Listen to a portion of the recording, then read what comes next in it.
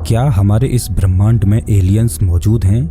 ये सवाल हर किसी को परेशान करता है। ये मानवता के सबसे गहरे सवालों में से एक है और शायद सबसे बड़ा भी। इस सवाल का जवाब अपने आप में सबसे कठिन है। इसके बावजूद ये सवाल पूछना भी जरूरी है, क्योंकि अगर हम कभी एलियंस से संपर्क करते हैं तो ये मानवता के इतिहास की सबसे महत्वपूर्ण घटना हो सकती है, जो पहिए के आविष्कार या आग की खोज से भी ज़्यादा बड़ी होगी। लेकिन हो सकता है कि ये पहले ही हो चुका हो। और मैं एरिया 51 या किसी कॉन्स्पिरेसी थ्योरी के बारे में बात नहीं कर रहा हूँ। मेरा मतलब है कि हो सकता है कि हम पहले ही सितारों से एलियंस का एक स्पष्ट संदेश प्राप्त कर चुके हों।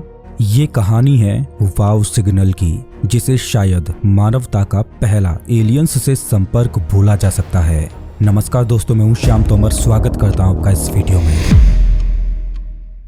15 अगस्त साल 1977 एक खगोल शास्त्री जेरी एहमन अपनी रसोई में बैठे थे और बड़ी मात्रा में कागजों को देख रहे थे, जिन पर बिना किसी मतलब की संख्याएं और अक्षर थे। ये संख्याएं कुछ और नहीं बल्कि ब्रह्मांडीय कोड थे।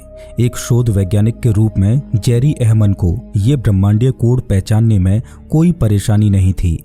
जेरी के हाथ में लगा ये डेटा दुनिया के सबसे शक्तिशाली रेडियो टेलीस्कोप में से एक बिग ईयर से आया था। ये एक प्रसिद्ध रेडियो टेलीस्कोप था। ये टेलीस्कोप विशेष रूप से सेटी यानी search for extra terrestrial intelligence project के लिए जाना जाता है, जिसका उद्देश्य ब्रह्मांड में पृथ्वी से बाहर जीवन के संकेतों की खोज करना था। यह एक विशाल पैराबोलिक एंटीना था जो लगभग 100 मीटर लंबा था। इसका आकार बहुत बड़ा था, जिससे इसे ब्रह्मांड से रेडियो संकेतों को पकड़ने में मदद मिलती।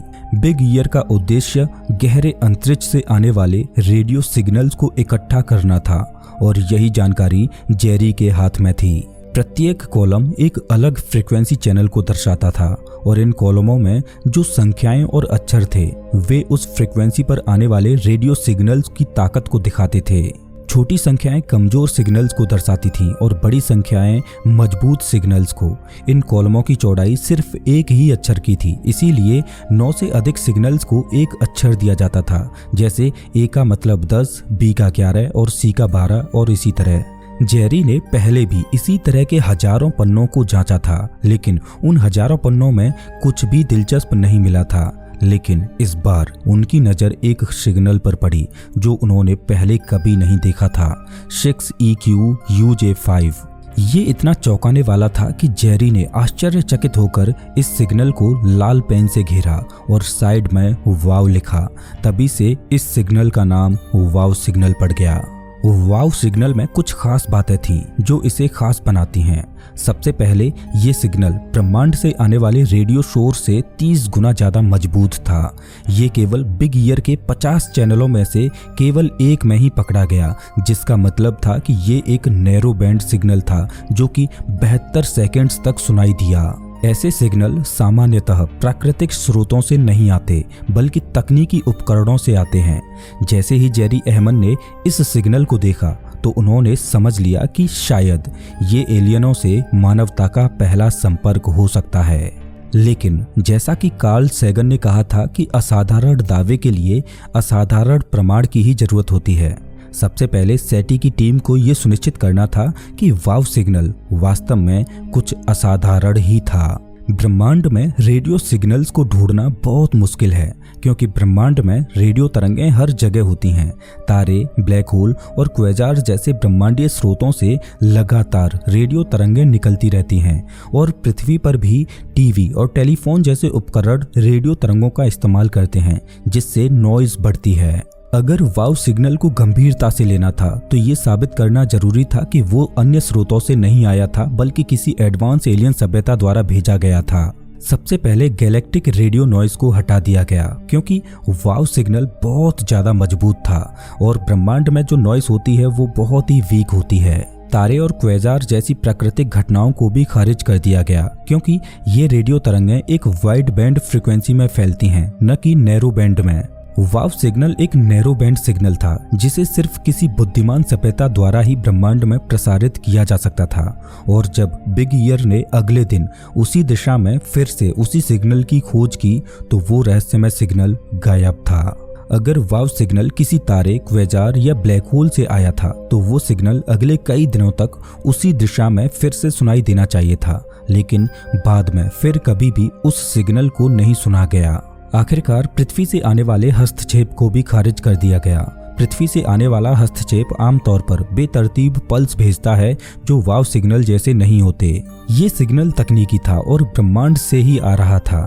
तो क्या इसका मतलब ये है कि ये कोई एलियंस का संदेश था? ये जरूरी नहीं। दरअसल वैज्ञानिकों को सबसे पहले ये सुनिश्चित करना था कि ये सिग्नल कहीं हमारे अपने सैटेलाइट से तो नहीं आ रहा था। उस समय पृथ्वी की कक्षा में 300 से भी कम सैटेलाइट्स थे और उनमें से कोई भी उस समय उस जगह पर नहीं था जो बिग ईयर टेलीस्कोप को सिग्नल भेज सके। इसके अलावा बिग ईयर के डेटा ने ये दिखाया कि वाव सिग्नल का स्रोत सितारों के मुकाबले स्थिर था। इसका मतलब ये था कि इसे भेजने वालों ने किसी शक्तिशाली यंत्र के द्वारा इसे जानबूझकर हमारी ओर प्रसारित किया। वाव सिग्नल इसलिए और भी खास था क्योंकि वाव सिग्नल की ताकत और पैटर्न असामान्य था। ये 1420 मेगाहर्ट्ज की एक खास फ्रीक्वेंसी पर था जिसे हाइड्रोजन लाइन कहा जाता है। ये वो फ्रीक्वेंसी है जिस पर हाइड्रोजन परमाणु स्वाभाविक रूप से रेडियो तरंगें भेजते हैं। हाइड्रोजन ब्रह्मांड का सबसे सामान्य तत्व है और हर जगह इसकी रेडियो तरंगें सुनाई देती हैं। अगर हम अपने टेलीस्कोपों को इस फ्रीक्वेंसी पर सेट करें तो हमें ब्रह्मांड के बारे में बहुत सारी जानकारी मिलती है। सीधे शब्दों में कहें तो हाइड्रोजन ब्रह्मांड में सबसे ज्यादा पाया जाने वाला तत्व है। तो ब्रह्मांड में कोई भी विकसित एलियन सभ्यता होगी वो ब्रह्मांड की अन्य परग्रही सभ्यताओं के साथ हाइड्रोजन लाइन पर ही संपर्क करना चाहेगी। 1420 मेगाहर्ट्ज वो सबसे महत्वपूर्ण रेडियो फ्रीक्वेंसी है जिसे किसी भी युवा सभ्यता को ब्रह्मांड को समझने के लिए सुनना चाहिए। अगर हम इसे सुन रहे हैं तो शायद सभी दूसरे भी इसे सुन रहे होंगे। कोई भी एलियन अगर संपर्क करना चाहता है तो वो इस फ्रीक्वेंसी पर प्रसारण करेगा और यही कारण है कि 1420 मेगाहर्ट्ज एक अंतर्राष्ट्रीय संरचित फ्रीक्वेंसी है जिसे केवल वैज्ञानिक शोध के लिए ही उपयोग किया जा सकता है। मतलब चाहे पृथ्वी के चारों ओर चक्कर लगाती हुई सैटेलाइट्स हों या पृथ्वी पर लगे बड़े बड़े एंटीना, सभी के लिए 1420 मेगाहर्ट्ज की फ्रीक्वेंसी का इस्तेमाल करना मना है। ये फ्रीक्वेंसी सिर्फ ब्रह्मांड को समझने और किसी दूसरी सभ्यता से संपर्क करने के लिए ही संरचित रखी गई है। अब यहाँ पर एक सवाल सामने आता है कि अगर वाव सिग्नल इतना ही विशेष था तो इसे विज्ञान की सबसे बड़ी खोज क्यों नहीं माना गया? तो इसका जवाब ये है कि साल 1977 के बाद से इसे फिर कभी नहीं पाया गया। हमने बहुत बड़े और बेहतर टेलीस्कोपों का उपयोग किया लेकिन 50 साल से ज्यादा हो गए और कुछ भी नहीं मिला। जब तक हम इस सिग्नल की पुष्टि नहीं करेंगे इस पर संदेह रहेगा। 50 साल बाद वाव सिग्नल आज भी एक पहेली बनी हुई है।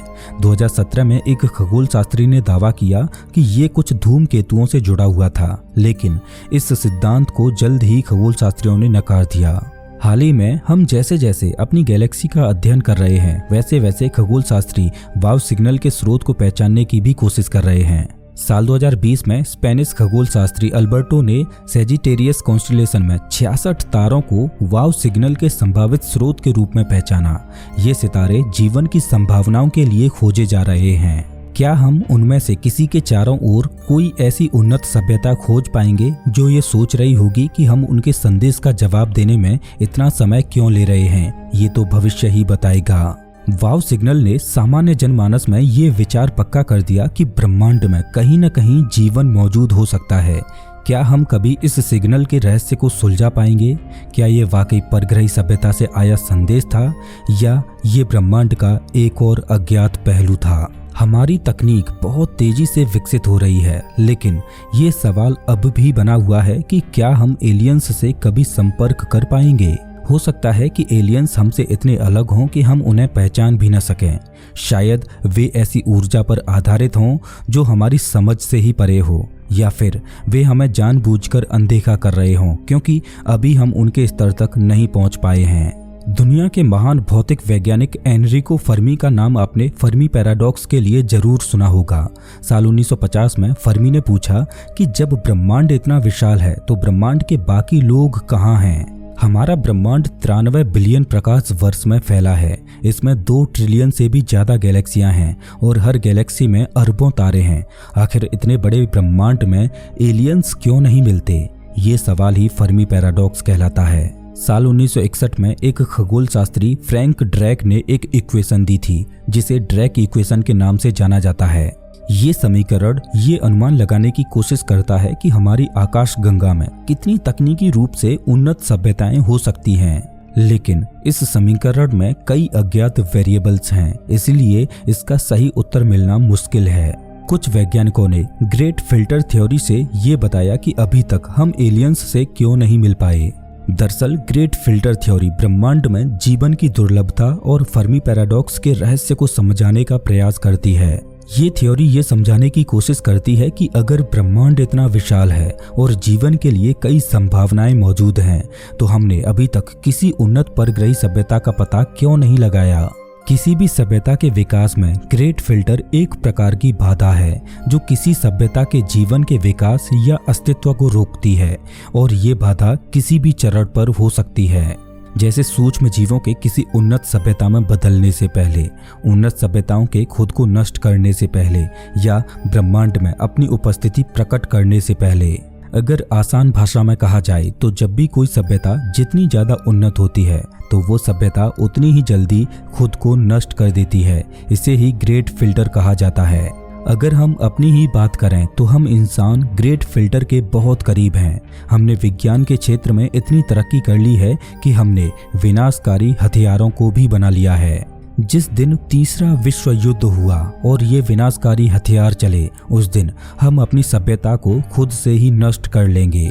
ग्रेट फिल्टर थ्योरी के अनुसार किसी भी सभ्यता का पतन या तो प्राकृतिक तौर पर या खुद से ही हो जाता है, जिस वजह से वो सभ्यता इतनी उन्नत नहीं बन पाती कि वो किसी दूसरी परग्रही सभ्यता से संपर्क कर पाए। उदाहरण के लिए हमने साल 1974 में एलियंस के लिए एक संदेश भेजा था जिसे 21,000 प्रकाश वर्ष दूर एक तारे तक पहुंचने में 21,000 साल लगेंगे। लेकिन क्या हमारी सभ्यता इतने सालों तक टिक पाएगी?